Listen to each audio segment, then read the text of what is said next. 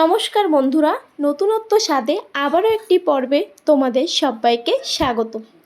আজকে আমি তোমাদেরকে দেখাবো কিভাবে আপেল সুজি রান্না করে তোমরা তোমাদের বাচ্চাকে খাওয়াবে। চলো রেসিপিটি দেখে নেওয়া যাক।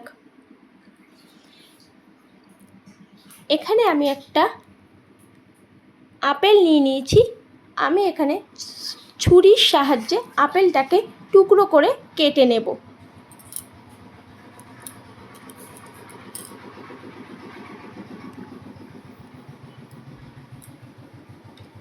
এখানে আমার আপেলটা টুকরো করে কেটে নেওয়া হয়ে গেছে। আমি এখানে একটা বাটি নিয়ে নিয়েছি। বাটির মধ্যে টুকরো করা আপেলগুলোকে দিয়ে এটাকে আমি সিদ্ধ করে নেব।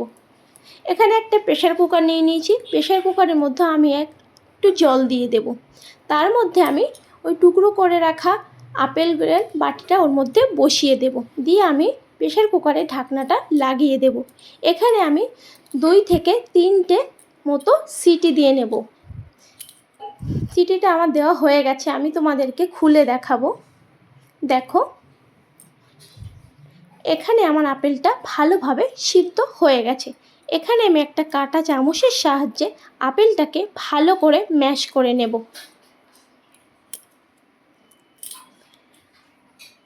এখানে আমার আপেলটা ম্যাশ করে নেওয়া হয়ে গেছে। দেখো কতটা সুন্দর হয়েছে। এখানে আমি একটা বাটিতে 4 চামচ মতো সুজি নিয়ে নিয়েছি। আমি এখানে একটা ফ্রাই প্যান নিয়ে নিয়েছি। এর মধ্যে আমি 1 চামচ মতো ঘি দিয়ে দেব। ঘিটাকে ভালো করে একটু ফ্রাই প্যানে লাগিয়ে নেব। নিয়ে তার মধ্যে আমার সুজিটাকে দিয়ে দেব। সুজিটাকে দিয়ে আমি এখানে 2 থেকে 3 মিনিট মতো সুজিটাকে ভালো করে ফ্রাই করে নেব। দেখো, আমি এইভাবে কিছুক্ষণ সুজিটাকে ফ্রাই করে নেব।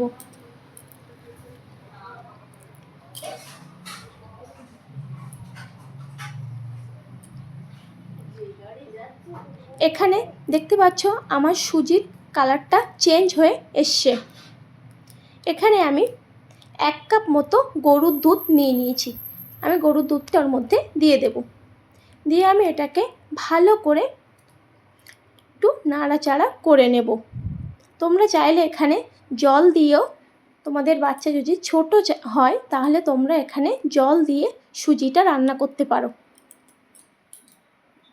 এখানে দেখো আমার সুজিটা কতটা ভালো ফুটে উঠেছে। এখানে আমি 1 চামচ মতো লবণ দিয়ে দিলাম।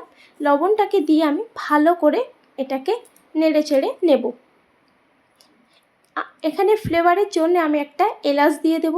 এলাচটাকে দিয়ে আমি ভালো করে এটাকে কিছুক্ষণ নাড়তে থাকবো। এখানে দেখতে পাচ্ছ আমার সুজিটা প্রায় হয়ে এসছে। এর মধ্যে আমি 1 চামচ মতো তাল মিশ্রি দেব। তাল মিশ্রিটাকে দিয়ে আমি এটাকে আবারও একটু নাড়াচাড়া করে নেব।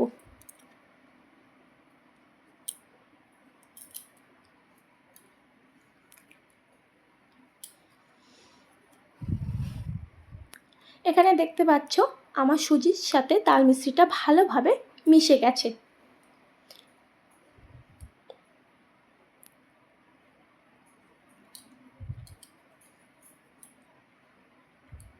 এখানে আমি 1 চামচ মতো ড্রাই ফ্রুট দেব।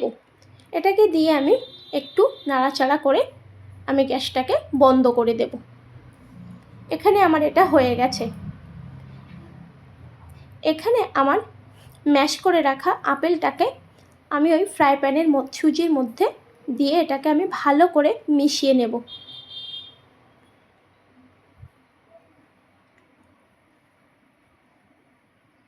এটা আমার মেশানো হয়ে গেছে। এটাকে আমি একটা পাত্রে নামিয়ে ফেলবো।